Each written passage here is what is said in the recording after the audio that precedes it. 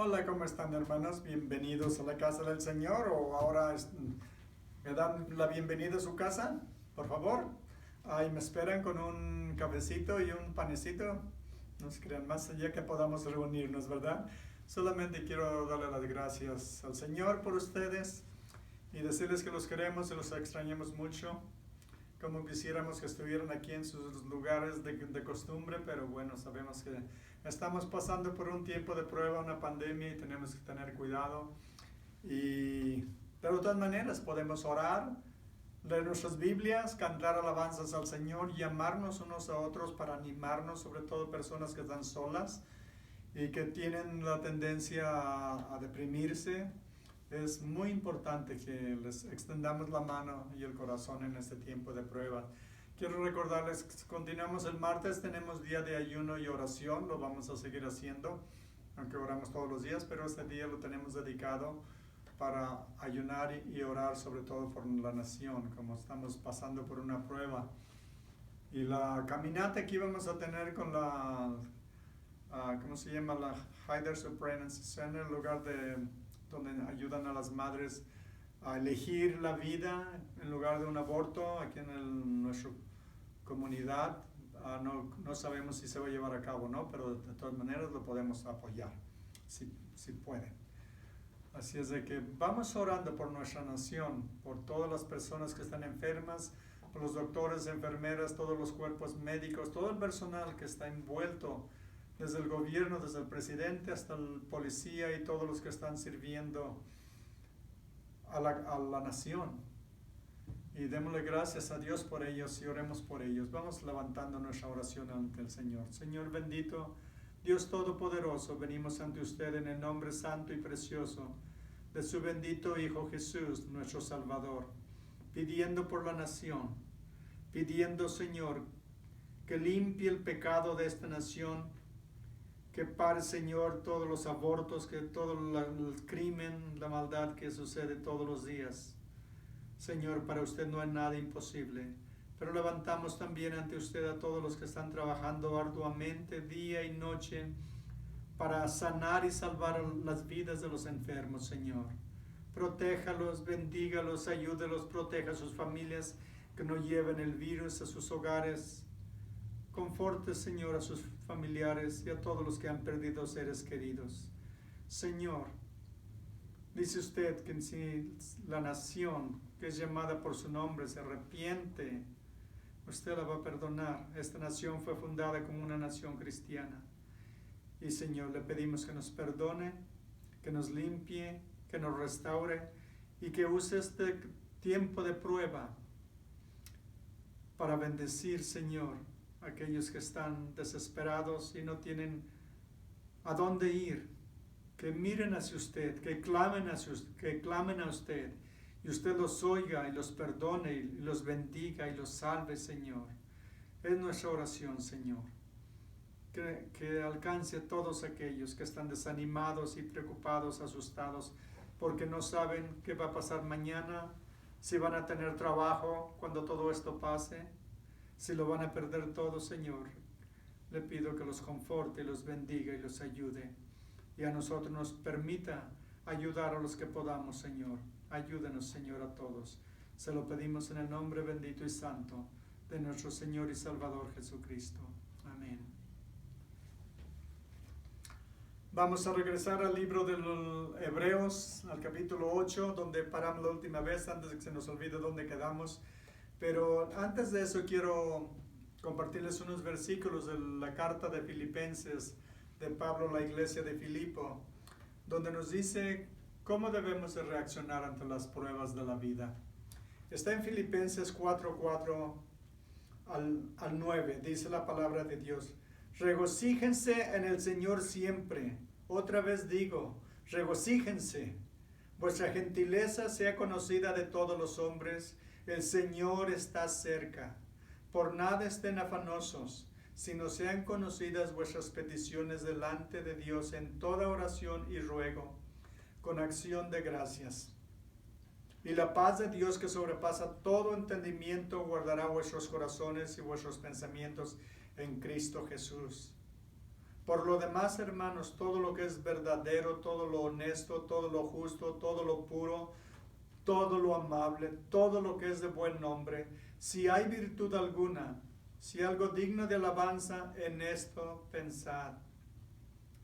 Lo que aprendisteis y recibisteis y oísteis y visteis en mí, esto haced. El Dios de paz estará con vosotros. Dice que nos regocijemos. Decimos, bueno, ¿cómo puedo regocijarme en las pruebas? Recordemos una cosa. Cuando Pablo escribió esta carta, estaba en una prisión en Roma, iba a ser degollado. Y escribió esta carta, la de Filipenses,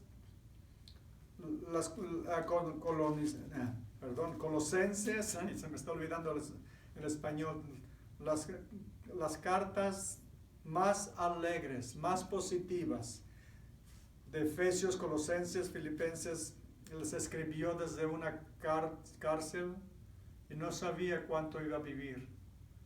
Iba a ir a la corte ante el emperador Nerón, uno de los peores emperadores de la historia, y sin embargo estar hablándole a la iglesia y diciéndoles que se regocijen en el Señor y que su gentileza sea conocida de todos, que el Señor está cerca. Bueno, el Señor, siempre hemos dicho eso, bueno, para cada uno de nosotros está cerca, no sabemos cuándo viene. Pero recuerden, miren solo lo que dice enseguida en el 8, por nada estés afanoso, o no te preocupes, ponlo todo en las manos del Señor. ¿Saben que el preocuparnos no ayuda a nada? El orar sí ayuda mucho. Pero si nos concentramos solo en todo lo negativo, lo que vemos en la televisión, en las noticias, nos vamos a deprimir, eso es normal. Pero si nos ponemos a pensar en las cosas buenas, todo lo bueno que hay en el mundo, todo lo bueno que ha hecho el Señor, lo maravilloso, lo amable, lo amoroso que es para con todos nosotros, eso nos va a levantar el espíritu. Y eso es lo que tenemos que concentrarnos, no en todo lo negativo, porque hay demasiada negatividad ahorita, más de lo que hemos visto antes. Pero recuerden, este país ha salido de una guerra tras otra y sigue adelante, y nosotros como cristianos seguimos adelante. Y es lo que tenemos que hacer, pensar en las cosas buenas y aferrarnos al Señor con todo nuestro corazón, en oración, en estudio de la palabra. Y a veces decimos que no leemos la Biblia porque no tenemos tiempo. Bueno, creo que Dios nos dio una oportunidad ahora, ¿verdad? Tenemos bastante tiempo ahorita para dedicarle tiempo al Señor y a estudiar su palabra. Quiero dar una repasada a la primera parte del capítulo 8 de Hebreos, lo que estudiamos la última vez que estuvimos reunidos. Voy a comenzar el versículo 1 de Hebreos 8, dice: ahora bien, el punto principal de lo que venimos diciendo es que tenemos tal sumo sacerdote, el cual se sentó a la diestra del trono de la majestad en los cielos.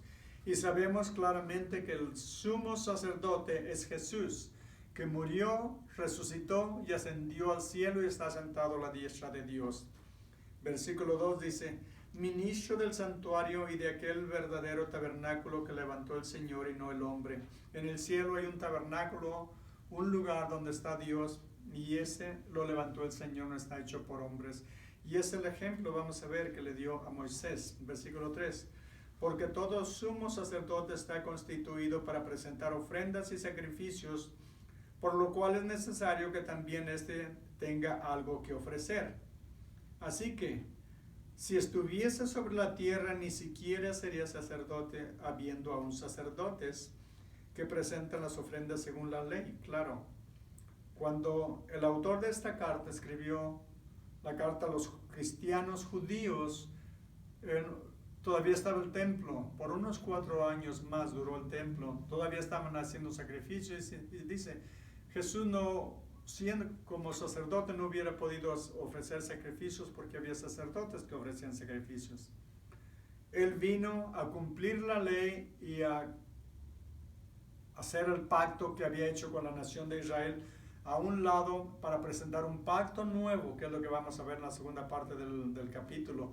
Un pacto nuevo, una alianza nueva con la nación y por consiguiente con nosotros también. Ha sido de gran bendición para nosotros. Así es de que lo que vamos a ver ahora, dice en el versículo 5. Los cuales sirven a la figura y sombra de las cosas celestiales, como se le advirtió a Moisés cuando iba a erigir el tabernáculo, diciéndole: mira, haz todas las cosas conforme al modelo que se te ha mostrado en el monte. Se dan cuenta que el Señor le dio la visión de lo que había en el cielo. Y un día lo vamos a ver, un día vamos a estar ahí adorando y glorificando al Señor. Pero le dijo: haz exactamente el nuevo que vas a construir de acuerdo al que se te ha mostrado.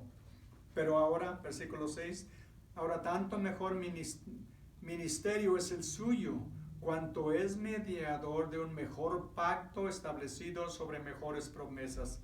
El pacto que hizo es un pacto nuevo en su sangre, que vamos a ver más adelante en el Evangelio de Mateo. Dice: porque si aquel primero hubiera sido sin defecto, ciertamente no se hubiera procurado lugar para el segundo. Era un ejemplo, era una muestra lo que le estaba enseñando. Hagan de cuenta, por ejemplo, que un hijo se va a la guerra. Un hijo va a la guerra y dura años. Y el padre y la madre tienen una foto de su hijo ahí en la pared y todos los días la ven, la miran, la miran, la miran. Oran por su hijo, cuánto ansían verlo, abrazarlo, estrecharlo en sus brazos, darle la bienvenida, y pasan los días y pasan los días y ellos solamente miran la fotografía. Un día llega el hijo, se presenta ante ellos y ellos lo ignoran y siguen viendo la fotografía. Les dice: aquí estoy, mírenme, soy yo, real, en carne y hueso, estoy aquí de regreso. Y ellos siguen viendo la fotografía. Lo que están viendo, la fotografía es solo un recordatorio, una imagen del verdadero. El tabernáculo aquí en la tierra era una fotografía, por decirlo así, del verdadero que está en el cielo. Nosotros ahorita estamos practicando la vida que vamos a vivir un día verdaderamente. Esto es solo, como les he dicho antes, como estamos en un estrado, en un teatro, practicando la vida. Pero un día la verdadera vida, lo que va a ser real para toda la eternidad, va a ser eterno en el cielo. Y tenemos ahorita que prepararnos para ese día. Así es de que lo que él les enseñaba era algo como un ejemplo de lo que iba a venir más adelante. Versículo 8 dice: porque reprendiéndolos dice: he aquí vienen días, dice el Señor, en que estableceré con la casa de Israel y la casa de Judá un nuevo pacto. Y sabemos que Israel era la parte del norte del país cuando se separó, y la parte sur, Judá, era la parte que componía el país, completaba el país. No como el pacto que hice con sus padres, el día que los tomé de la mano para sacarlos de la tierra de Egipto, porque ellos no permanecieron en mi pacto y yo me desentendí de ellos, dice el Señor. ¿Saben lo que sucedió? Dios hizo un pacto con ellos, pero ellos rompieron el pacto varias veces. Se lo podemos leer toda la historia en Deuteronomio capítulos 37 y 38, donde todas las bendiciones que Dios les había prometido eran condicionales. Todas estas bendiciones te van a venir si obedeces mis mandamientos. Pero si no obedecían los mandamientos, todas estas maldiciones te iban a venir. ¿Y saben qué? Rompieron los mandamientos y todas las maldiciones las recibieron y los destruyó. El Antiguo Testamento, el Antiguo Pacto, dependía de su obediencia. Pero su desobediencia no invalidaba el pacto. Dios tenía, porque Dios nunca falla, nunca rompe sus promesas. Pero sí la bendición que pudieron haber recibido no lo recibieron por desobedecer al Señor. Regresemos ahora de nuevo al versículo 10. Dice: por lo cual este es el pacto que haré con la casa de Israel después de aquellos días, dice el Señor. Pondré mis leyes en la mente de ellos y sobre su corazón las escribiré, y seré a ellos por Dios y ellos me serán a mí por pueblo. El Señor está hablando en el futuro, que un día En el libro de Jeremías, capítulo 31, versículo 31 al 34, da la promesa de que un día Dios va a hacer un pacto con ellos, les va a remover esos corazones de piedra de su pecho y les va a dar un corazón de carne y les va a poner sus leyes en sus mentes. Y eso lo vamos a ver. Ahorita vamos a ir al capítulo 11 de Romanos, donde lo describe a la perfección. Y es el plan que Dios tiene para su pueblo. ¿Saben? Dios nunca se deshizo, ni desechó, ni rechazará a Israel para siempre. Dios hizo un pacto que iba a estar con ellos para siempre, y aunque ellos se han alejado y lo han abandonado, Dios nunca los ha abandonado. Los ha puesto en espera, por decirlo, pero Dios nunca rompe su pacto. Un día todo Israel va a ser salvo, lo vamos a ver. Versículo 11 dice: y ninguno enseñará a su prójimo, ni ninguno a su hermano, diciendo, conoce al Señor, porque todos me conocerán, desde el menor hasta el mayor de ellos. ¿Se dan cuenta? Todos lo van a venir a conocer como su Salvador, como su Mesías. Ahorita ellos no tienen templo para ofrecer sacrificios por sus pecados. No han reconocido a Jesús como su Mesías, como su Salvador. Todavía lo están esperando. Un día cuando Él regrese, cuando venga de regreso y plante sus pies en el monte de los olivos, y dice en el libro de Zacarías que todo lo van a ver y van a llorar como el que llora por su hijo primogénito, porque van a darse cuenta que aquel que vino hace 2000 años era el Mesías, el Salvador, el prometido de Dios que ellos habían esperado, pero cuando vino no lo reconocieron, lo rechazaron, lo crucificaron y dijeron, este hombre no reinará sobre nosotros.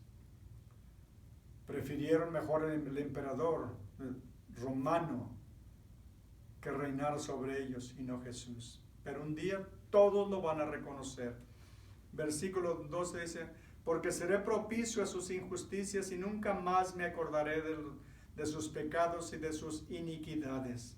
¿Saben? Todos los sacrificios que se hacían en el Antiguo Testamento era para cubrir los pecados, pero no removían los pecados, solamente los cubría. Un día vendría Jesús y con la sangre preciosa removería todos los pecados de todos los creyentes desde el Antiguo Testamento y del Nuevo Testamento. Y diríamos, bueno, porque los sacrificios que hacían en el Antiguo Testamento era para pecados de ignorancia, no pecados intencionales. Para eso no había sacrificios.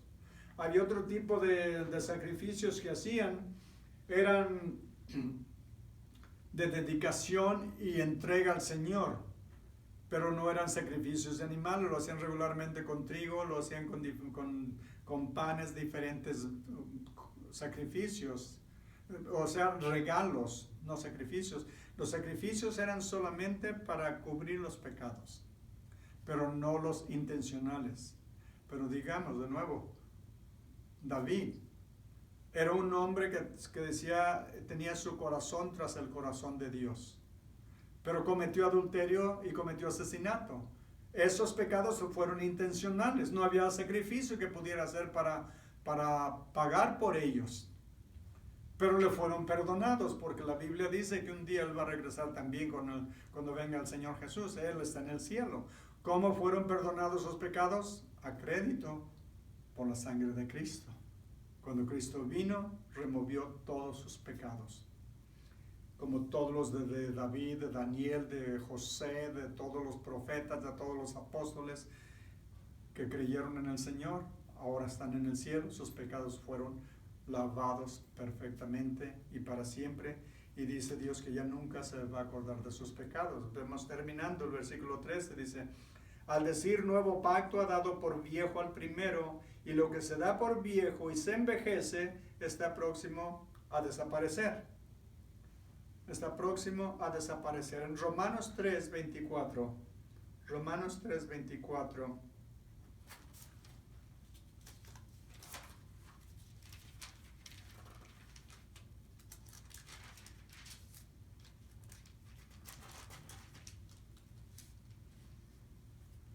dice, siendo justificados gratuitamente por su gracia, mediante la redención que es en Cristo Jesús, a quien Dios puso como propiciación por medio de la fe en su sangre para manifestar su justicia, a causa de haber pasado por alto en su paciencia los pecados pasados. ¿Se dan cuenta? Con la mira de manifestar en este tiempo su justicia, a fin de que sea el justo y el que justifica al que es de la fe de Jesús. Cuando Cristo vino, todos esos pecados que habían sido cubiertos han sido removidos para siempre. A fin de que, pasando por alto en su paciencia los pecados pasados, todos ellos quedaron removidos para siempre. Así es de que, por eso, ahora están en el cielo. En Hebreos 9:15 dice la palabra de Dios, así que por eso es mediador de un nuevo pacto, para que interviniendo muerte para la remisión de las transgresiones que había bajo el primer pacto, los llamados reciban la promesa de la herencia eterna por medio del nuevo pacto. El nuevo pacto es como una herencia. Cuando hay un testamento, ¿verdad? Cuando una persona antes de morir y tiene bienes, hace un testamento. El testamento es hecho solamente por esa persona. Los que lo van a recibir no tienen parte en el testamento para decidir lo que va a agarrar cada uno. Eso es cosa del que lo hace. Ellos solo o lo aceptan o lo rechazan. El pacto es igual. Dios hace el testamento y ellos lo aceptan o lo rechazan. Él vino a dar su vida por nosotros, por la humanidad. Dijo, todo el que quiera venir, venga a mí. ¿Lo recibimos o lo rechazamos? Todo depende de nosotros. Él pagó el precio, firmó el pacto, el testamento, y ahora depende de nosotros. Queremos que nuestros pecados sean borrados. Él ya hizo la provisión por el derramamiento de su sangre. Ahora establece un nuevo pacto en su sangre, que es lo que vamos a ver enseguida. Vamos yendo a Lucas, capítulo 22, donde el Señor establece este pacto. Cuando estaba celebrando la última Pascua de su vida con sus discípulos, la noche que iba a ser entregado, dice en el versículo 19, y tomó el pan y dio gracias y lo partió y les dio, diciendo, esto es mi cuerpo que por vosotros es dado. Haced esto en memoria de mí. Versículo 20, de igual manera después que hubo cenado, tomó la copa diciendo, esta copa es el nuevo pacto en mi sangre, que por vosotros se derrama. ¿Se dieron cuenta? Esta copa es el nuevo pacto en mi sangre, que por vosotros se derrama. Ahora está estableciendo un pacto, una alianza en su sangre, ya no en la sangre de animales que solo cubrían los pecados. Ahora es en su sangre para remover nuestros pecados para siempre. Y Dios en el Antiguo Testamento no se olvidaba de los pecados, solamente, o sea, los recordaba, no se olvidaba, pero tampoco los perdonaba, solamente los cubría. Ahora, cuando vino Cristo, todos fueron removidos para siempre. Y nuestros pecados, ahora cuando pecamos y nos arrepentimos y le pedimos perdón a Dios, ahora nuestros pecados son lavados instantáneamente por la sangre de Cristo. Es el nuevo pacto en su sangre. En Romanos, como les prometí, en Romanos 11, habla a la nación de Israel. Habla de la nación de Israel. Vamos yendo, dice, digo pues, Romanos 11:1, ¿ha desechado Dios a su pueblo? En ninguna manera, porque también yo soy israelita, de la descendencia de Abraham, de la tribu de Benjamín. Claro, sabemos que es Pablo el que lo escribió. Y es lo que dice, ¿no ha desechado Dios a su pueblo, al cual desde antes conoció? ¿O no sabéis qué dice de Elías la Escritura? ¿Cómo invoca a Dios contra Israel diciendo, Señor, a tus profetas han dado muerte y a tus altares han derribado, y solo yo he quedado y procuran matarme? ¿Pero qué le dice la divina respuesta? Me he reservado 7,000 hombres que no han doblado la rodilla delante de Baal. Así también aún en este tiempo ha quedado un remanente escogido por gracia. Y si por gracia, ya no es por obras. De otra manera la gracia ya no es gracia. Y si por obras ya no es gracia, de otra manera la obra ya no es obra. Un poco un trabalenguas. Pero claramente dice es por gracia, no es por las obras. Si fuera por obras, no sería por gracia, ¿verdad? Versículo 7. ¿Qué pues? Lo que buscaba Israel no lo ha alcanzado, pero los escogidos sí lo han alcanzado, y los demás fueron endurecidos, los gentiles fueron alcanzados.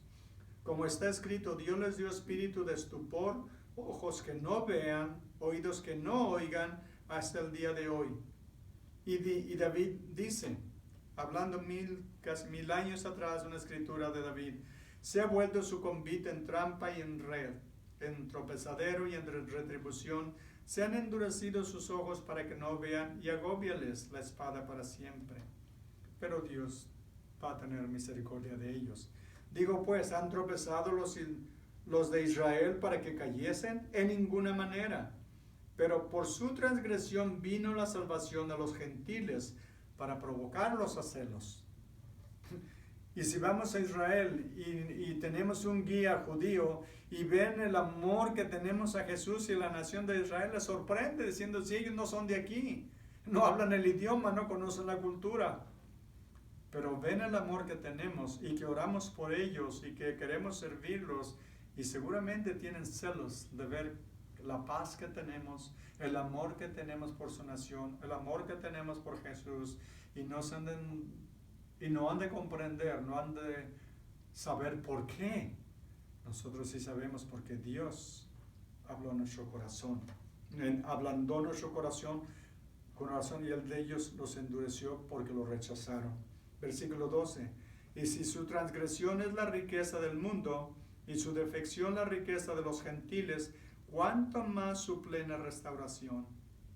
Porque a vosotros hablo, gentiles, por cuanto yo soy apóstol a los gentiles, honro mi ministerio, por si en alguna manera pueda provocar a celos a los de mi sangre y hacer salvos algunos de ellos. Porque si su exclusión es la reconciliación del mundo, ¿qué será su admisión sino vida de entre los muertos? Si las primicias son santas, también lo es la masa restante. Y si la raíz es santa, también lo son las ramas, claro, ¿verdad? La raíz es bendecida, todo el árbol es bendecido por la raíz.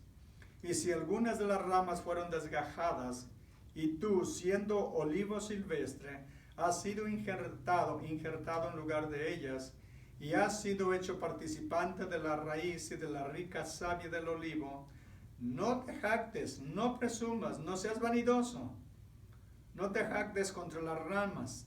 Y si te jactas, sabe que no sustentas tú a la raíz, sino la raíz a ti. Todas las bendiciones vienen de ellos. Nosotros nos bendecimos, no los bendecimos a ellos. Somos bendecidos por ellos, por la nación de Israel. Pues las ramas, dirás, fueron desgajadas para que yo fuese injertado. Bien, por su incredulidad fueron desgajadas, pero tú por la fe estás en pie. No te ensoberbezcas, sino teme, porque si Dios no perdonó a las ramas naturales, a ti tampoco te perdonará. Mira, pues, la bondad y la severidad de Dios. La severidad ciertamente para con los que cayeron, pero la bondad para contigo, si permaneces en esa bondad, pues de otra manera también serás cortado. Debemos de ser humildes y fieles, y no vanidosos ni presumidos, porque somos ahora elegidos de Dios, y decimos si ellos no y ahora yo sí. Dice, si a ellos los rechazó, los desgajó, no te jactes, porque a ti te puede también arrancar. Al contrario, actúa con humildad y agradecimiento. Versículo 23. Y aun ellos, si no permanecieren en incredulidad, serán injertados, pues poderoso es Dios para volverlos a injertar. Porque si tú fuiste cortado del que por naturaleza es olivo silvestre, y contra naturaleza fuiste injertado en el buen olivo, cuánto más estos que son las ramas naturales serán injertados en su propio olivo. Un día todos ellos van a ser de nuevo injertados a la nación predilecta y escogida por Dios. 25.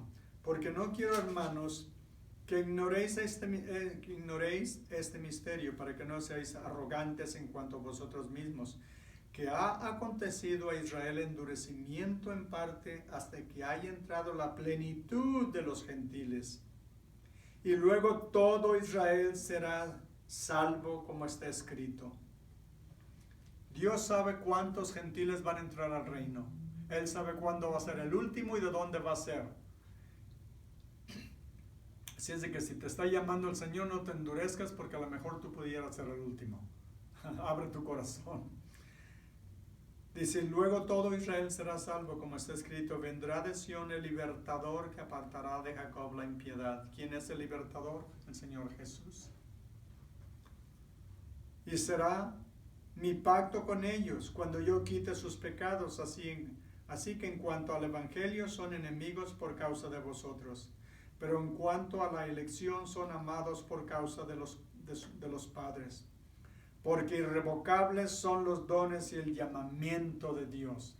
Dios lo que promete no lo rompe, no lo deja de cumplir. Todas sus promesas son sí y amén. Él nos los llamó a ser su pueblo elegido. Le dijo a Abraham, en ti serán benditas todas las naciones, y todas las naciones han sido benditas, porque a todas las naciones ha llegado el evangelio.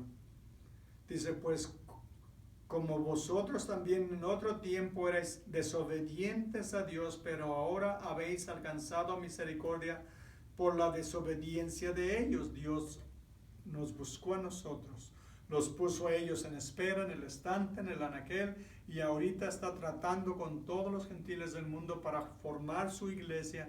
Y un día, cuando se complete la iglesia, entonces va a tratar de nuevo con su pueblo. Dice, y todos serán salvos. Versículo 31, así también estos ahora han sido desobedientes, para que por la misericordia concedida a vosotros, ellos también alcancen misericordia. Porque Dios sujetó a todos en desobediencia para tener misericordia de todos. Y luego exclama con una alegría profunda, dice, oh profundidad de las riquezas de la sabiduría y de la ciencia de Dios, cuán insondables son sus juicios e inescrutables sus caminos. Porque ¿quién entendió la mente del Señor? ¿O quién fue su consejero? ¿O quién le dio a él primero para que le fuese recompensado? Porque de él y por él y para él son todas las cosas. A él sea la gloria por los siglos. Amén.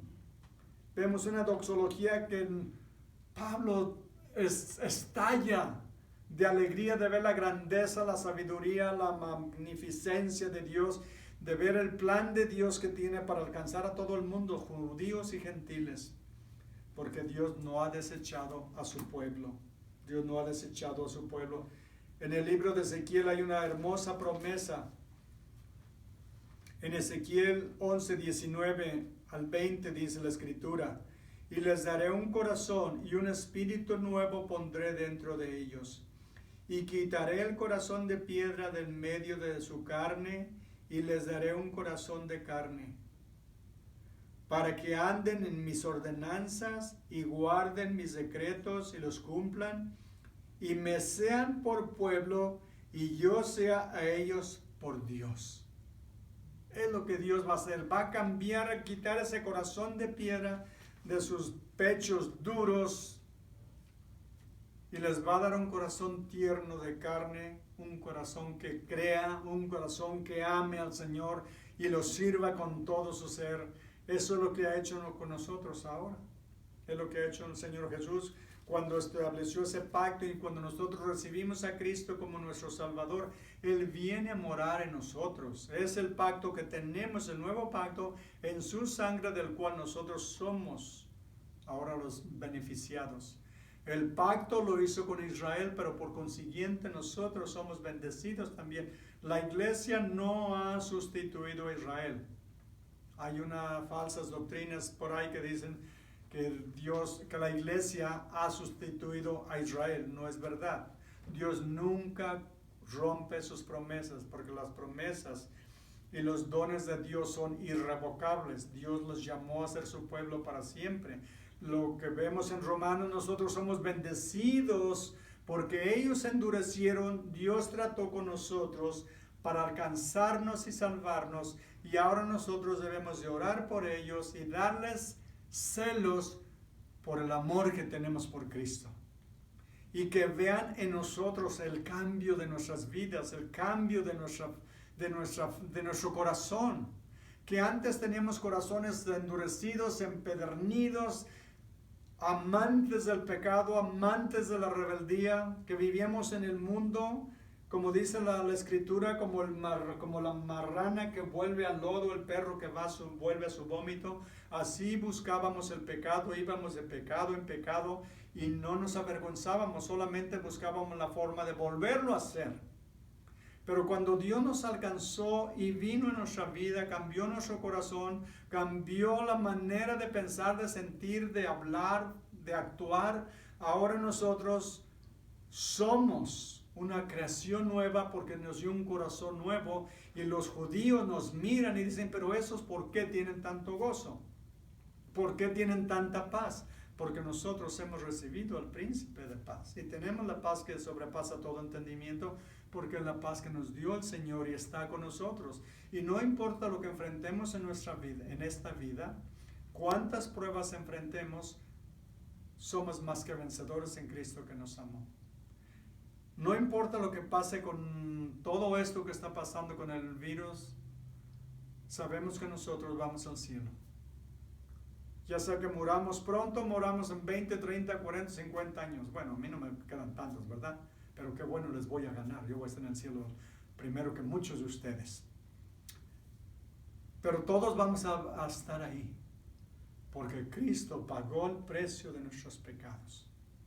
Y ahorita, en lugar de angustiarnos, debemos de orar, estudiar nuestra Biblia, tener comunión con el Señor y con los de nuestra casa, cuidarnos unos a otros, ayudar a nuestros vecinos, a los ancianos que no tienen quien les lleve de comer, que no tienen quien les haga una reparación, que no tienen quien les saque la basura o algo, lo que necesiten.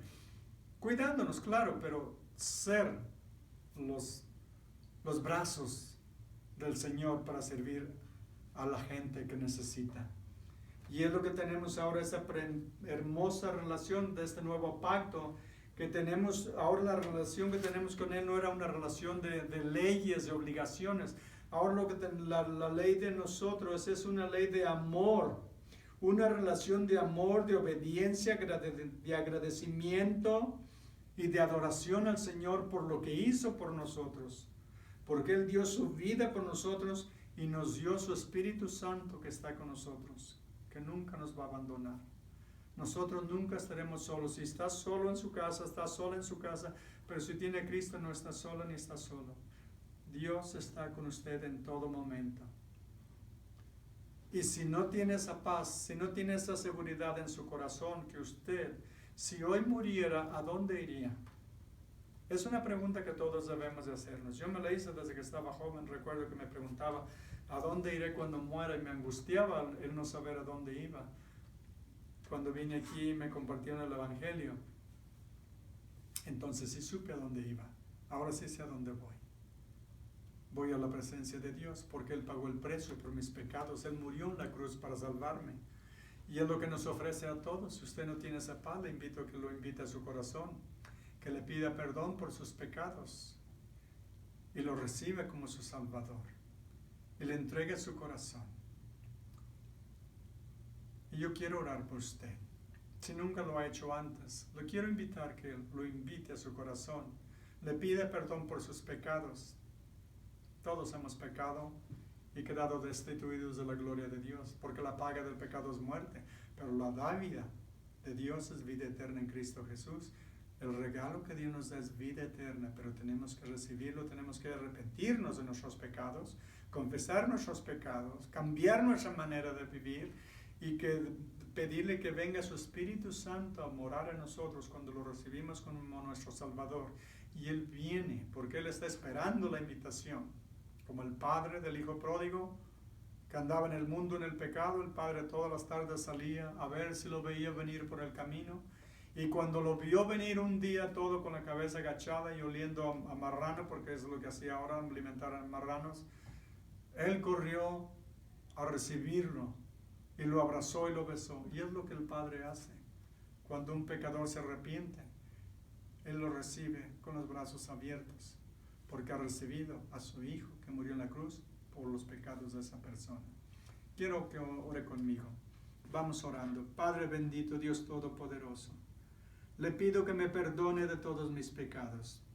Sé que he sido rebelde, sé que no he obedecido y he roto sus mandamientos.